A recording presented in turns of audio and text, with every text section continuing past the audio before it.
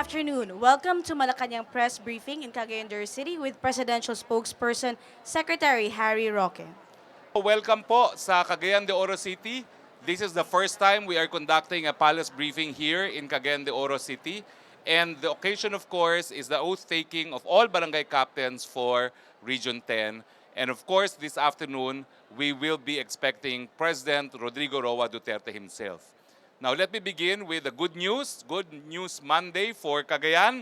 Unang-una po, magandang balita para sa mga Cagayanons. Hindi na po magtatagal, maitatayo na rin po ang Cagayan de Oro, ang pinakamalaking passenger terminal bus sa buong bansa.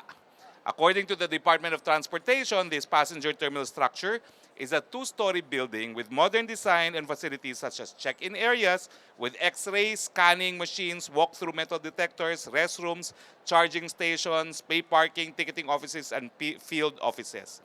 3,000 passengers will be accommodated daily once this is completed on December 15 of this year.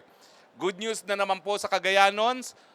Una po sa lahat, binabati natin ang lahat ng pumasa sa nursing board, lalo na sa 4 na Cagayanon na pumasok sa top 10. Pinapakita nito na magagaling at masisipag mag-aral ang mga Cagayanons. Ipinamamalas din ito ang mataas na kalidad ng universidad at kolehiyo dito po sa Cagayan de Oro. According to the results of the 2018 Nursing Licensure Examination released by the Professional Regulation Commission on 19 June, out of 9,873 who took the examination last June 3 and 4, 4,326 or only 43.82% successfully passed the examination. Now, let me now give statements on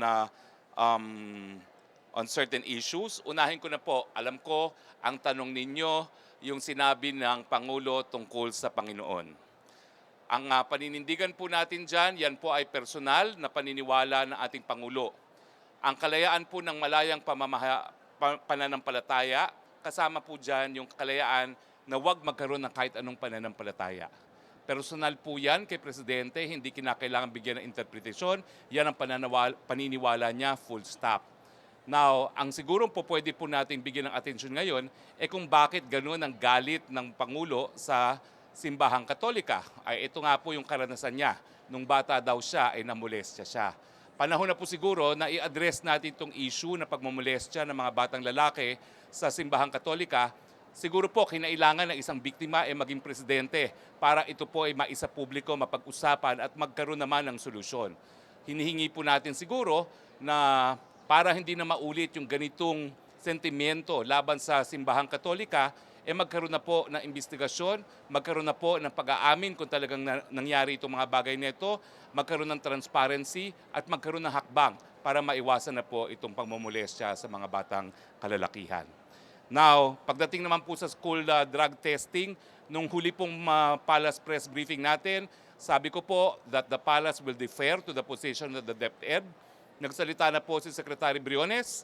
Ang Dangerous Drugs Act daw po ay ipinagbabawal ang drug testing sa elementarya. Po pwede lang tayo magkaroon ng drug testing po sa high school. At bagamat wala pa pong desisyon ng Philippine Supreme Court pagdating sa constitutionality ng drug testing, sa Amerika po may 2 desisyon na. Sa Amerika po, in-uphold as constitutional ang random drug testing sa high school students, pero yung isa naman po na mandatory drug testing sa high school, yan po ay it was struck down as being unconstitutional dahil ito po ay mandatory at hindi lamang random. Pagdating naman po dun sa statement ni Presidente sa ating ekonomiya, well, kaya nga po sinusulong ng Presidente ang federalismo. Naniniwala po siya na bagamat ang ekonomiya ay pangalawang pinakamabilis na lumago sa buong daigdig, hindi pa rin patas po ang paglago ng mga ating ekonomiya, nahuhuli pa rin po ang mga probinsya sa pag-unlad at nahuhuli pa rin po ang mga probinsya pagdating po sa mga proyekto. Kaya nga po ang panawagan ng Presidente, mas paspasan at mas bilisan ang implementation ng build sa probinsya at nananawagan pa rin siya talaga na magkaroon ng charter change patungo sa federalismo dahil ito lang po talaga ang magbibigay ng solusyon doon sa hindi patas na pag-unlad. Meron pa pala po akong last good news. ang Department of Transportation, Land Transportation Office has already produced 387,000 motor vehicle plates that are now being distributed by batches to various LTO regional offices nationwide. So yung mga bumili po ng sasakyan at nagparehistro from July 1 to October 31, 2016, po pwede na pong makuha ang inyong mga license plates starting the first week of July. The LTO will notify vehicle owners of the dates they may claim their LTOs. On the plates registered before 21 July 2016, LTO said that the agency is awaiting for the Commission on Audit Resolution on the disallowance. Okay, mga panawagan po, mga katanungan. So mayroon na po tayong practice. I will welcome questions from both the local and Malacanang Press Corps. Unahin po natin ang local and then alternating with text questions from Malacanang Press Corps, and you have the text questions already. So local muna, no? Okay, our first question from the local will come from Lawrence Heralde of Bombo Radyo. Over there. Bombo, Bombo Radyo po. anong pangalan? Lawrence? Lawrence po. Yes, Bombo Lawrence. Okay. Magandang tanghali po. Kinakamusta ka Secretary. ni Bombo Ray? Bombo Raymond, ayan. Maraming Kay salamat po. Raymond Tinaza. Oh. Secretary, reaksyon niyo po sa pagka-raid at pagpatay sa barangay kapitan na kapatid ng suspected drug lord sa Iloilo at saka itong pagkakumpiska ng 24 million pesos na shabu na nakuha sa pamilyang Luansing na konektado sa mga paruhinog dito sa Region 10, dito sa Usami City po. Hindi pa po ako nabibigyan ng impormasyon doon sa pagpatay, pero naniniwala po ako na madidepensahan naman ng kapulisan ng pagpatay. No? Wala naman sigurong reklamo na ito na naman ay excessive use of force. Siguro po nanlaban, but I stress, hindi ko pa po alam ang facts dyan. Pagdating naman po sa pagkahuli ng 24 million worth of shabu, congratulations to our law enforcement agencies. Another big haul po. This is another milestone in the ongoing war against drugs. Maraming salamat po. Okay, question po from Malacanang. It's from Ina Andolong of CNN Philippines. In his speech last Friday, the President said, hayaan na lang ang huweteng since may umiikot na pera. Please expound on this po, and what is the President's stand on this illegal activity? Well, I don't have to expound on that, Ina. The President already said what he did. What he has just said, okay? I will leave it at that. Okay, now for our local media, we have Pamela Orias of Sunstar Daily. Good noon po, Secretary. Yung question ko po is, are we requiring all local government units to follow the President Duterte's order to accost tambays, or are we like issuing IRR for this one? Wala na pong dapat i-issue dyan dahil ito po ay basic implementation of the law. So ang hinuhuli lang po yung mga lumalabag sa ordinansa at mga batas, pero yung mga wala naman dahilan, hindi naman po yan pinapahuli ng Presidente. Lininaw na po ng Presidente ang isang bagay na naintindihan ko sa mulat-mula. Yung mga taga-Malacanang Press Corps po, consistent ako dyan na ang pwede lang hulihin ay yung mga linalabag na ordinansa at batas, bagamat kapangyarihan din ng mga pulis na kapag patambay-tambay, sabihin huwag na kayong tumambay dyan, umalis na kayo rito. Dahil tanging sa Pilipinas lang naman yan napakadaming tambay. Pag pumunta kayo sa Malaysia, may nakikita ba kayong tambay? Pumunta kayo sa Thailand, sa Japan, South Korea, wala naman patambay-tambay dyan. No? So tingin ko po, katungkulan ng Presidente yan at yan po ay isang pamamaraan para ma-increase ang police visibility at mapatupad ang ating mga batas. All right, thank you. Next will be from Divina Susono, Philippine Daily Inquirer. Good noon po, sir. Yes, ma'am. Sir, may we hear a reaction from Malacanang on Justice Carpio's statement that she said one of the ideas that divide the nation is President Rodrigo Duterte's constant warning that fighting for the country's sovereignty in the West Philippine Sea will only lead to a war with China? Well, hindi po nag-apologize ang Presidente ron dahil sa totoo lang po, kung tayo po ay gagamit ng dahas gaya ng ginawa ni Presidente Aquino na naging dahilan kung bakit naroon na ngayon ng mga Chino sa panatag, yung pagpapadala ng isang Navy ship, magre-resulta po yan sa hidwaang militar na iniiwasan natin. So, pagdating naman dun sa mga maanghang na salita, hayaan nyo ng Presidente dahil siya naman ang author ng foreign policy, no? ang kanyang consistent position is wala tayong binibigay na teritoryo, hindi na tayo nakikipag-away kasi nung nakipag-away tayo, di ba malinaw, pinagtabuyan tayo sa panatag. Hindi po yan mabubura. Wag nating kakalimutan na si Presidente Aquino ang unang nag-militarize niyan dahil siya nagpadala ng Navy. Kaya tuloy-tuluyan na hindi na umalis ang mga Chino sa Scarborough, no, o panatag na tinatawag. Hindi po nag-a-apologize ang Pangulo sa kanyang pulisiya sa China. Itong pagkakaibigan po, siya pong dahilan kung hindi lang tayo nagkakaroon ng mas malawakang pagsasamahan sa bansang China. At itong bagong pagkakaibigan po, ito rin ang magbibigay ng solusyon dahil ang desisyon po ng Arbitral Tribunal wala pong kinalaman sa pinag-aagawang isla. Yung mga pinag-aagawang isla po, kinakailangan marisolba pa rin yan sa diplomasya at hindi ka naman po pwede magdiplomasya kung kaaway mo yung dapat mong kausapin para marisolba yung pinag-aagawang isla. Okay. Sir, I have another question. In the previous statement, Secretary Andanar said that blunders in the PCOO were caused by employees who have been in that office since Marcos' time. And during Secretary Andanar's visit in Lanao del Norte last March, he mentioned that no heads will roll despite of the blunders. Sir, is the PCOO blunders not enough for heads to roll this time? I speak for the President po. Perhaps you can ask Secretary Martin Andanar that question. I have no authority to speak for Secretary Andanar. Okay, thank you Okay? po. All right, thank you. Next question will come from Yvonne Olavides of Brigada News. Secretary, magandang hapon po. May update na po ba regarding doon sa pagtugis ng militar sa sinasabing emir ng ISIS na si Abu Dar doon sa Lanao del Sur? Well, alam ko po, patuloy po ang operasyon ng militar para po tuluyan ng magkaroon ng solusyon, no, dito sa mga natitira pang maute dyan sa Lanao del Sur. No. As we speak po, tingin ko nandun pa rin ang militar at humahanap pa rin ng pamamaraan at gumagawa ng mga hakbang para completely ma-neutralize ang maute na natitira dyan sa Lanao del Sur. Okay, thank you, Sec. From Dexter Ganibe po from Manila, any pala statement po sa pasya ng Ombudsman na pinakakasuhan ng graft kaugnay MRT maintenance issue sa dating DOTC Sec June Abaya at 16 iba pa? It's about time and we appreciate that.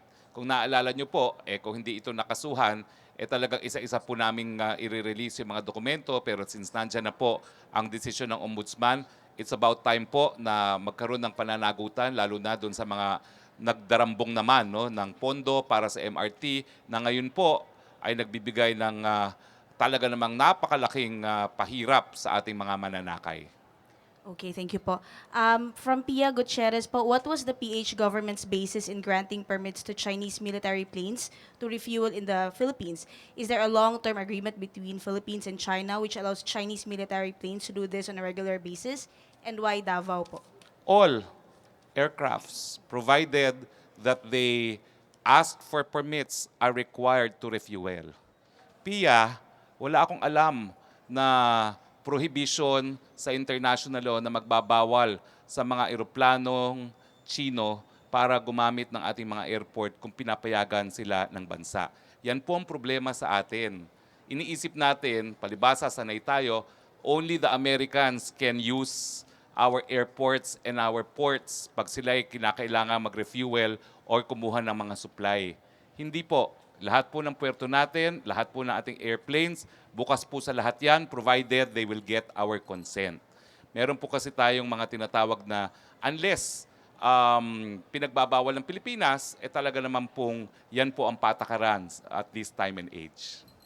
Okay, thank you po, Sec. Next is from Kokoy Medina from Radyo Pilipinas. Magandang hapon po, sir. Yes, sir.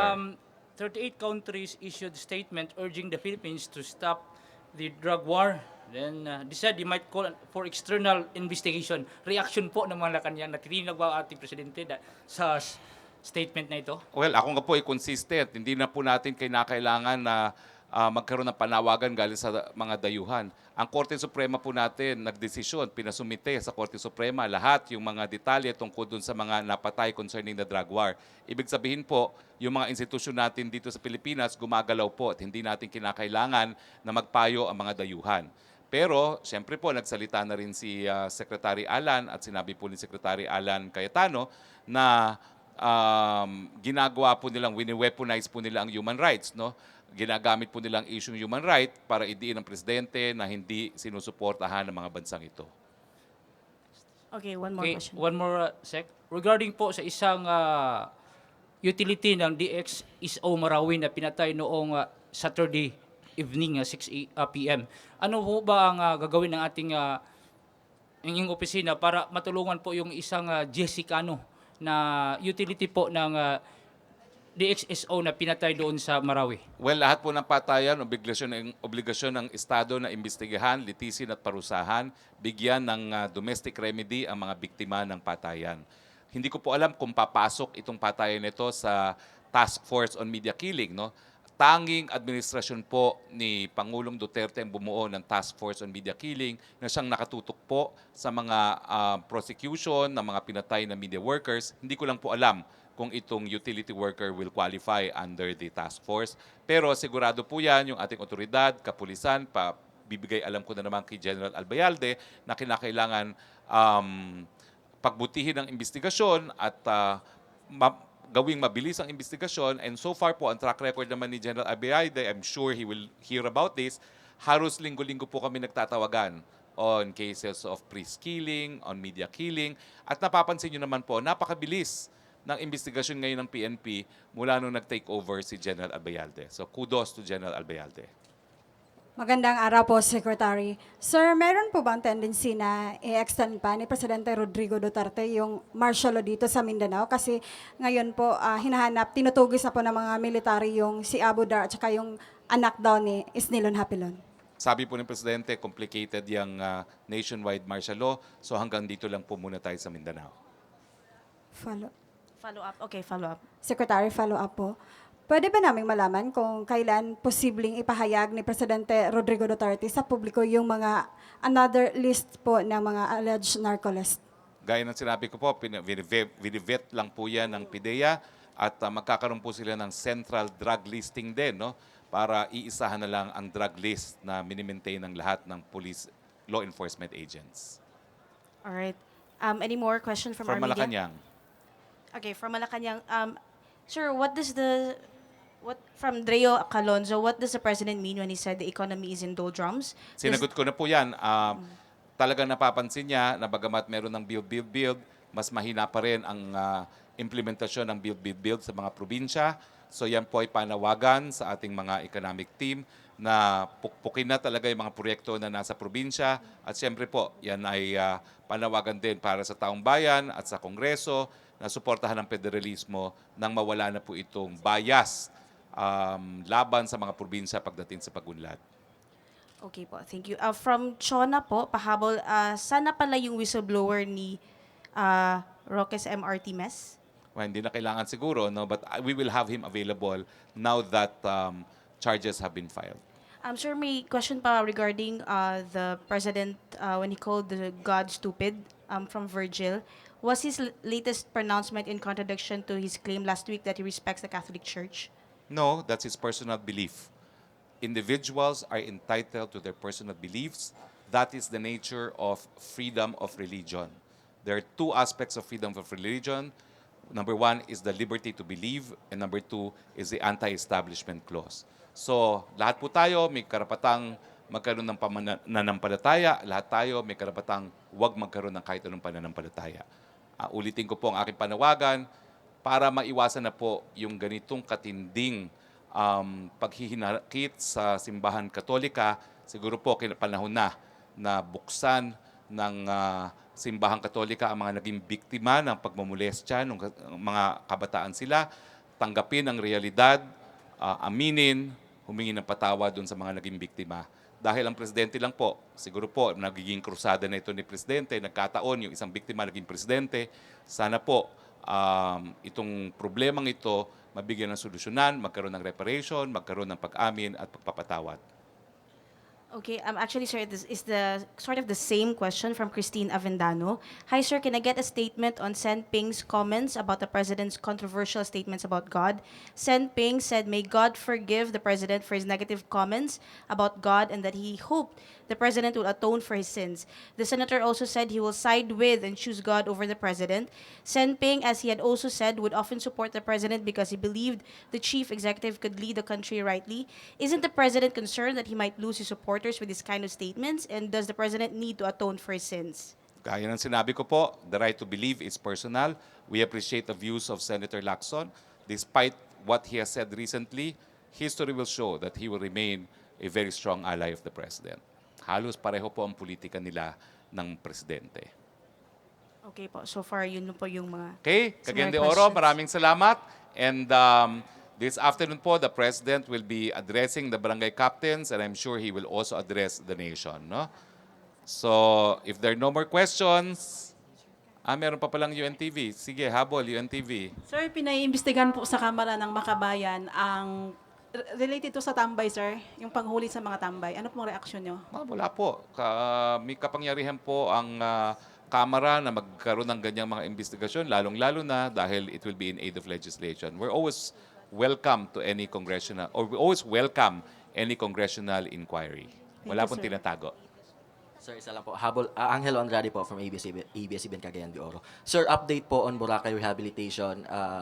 May nakita pong bagong whale shark dun sa Boracay waters. Are we considering this as a good effect po sa rehabilitation natin sa I think isla? that shows that the effort to clean up Boracay has succeeded. If you're able to attract a whale shark, that means we must have pristine waters anew in Boracay. Congratulations to all those involved in the rehabilitation of Boracay.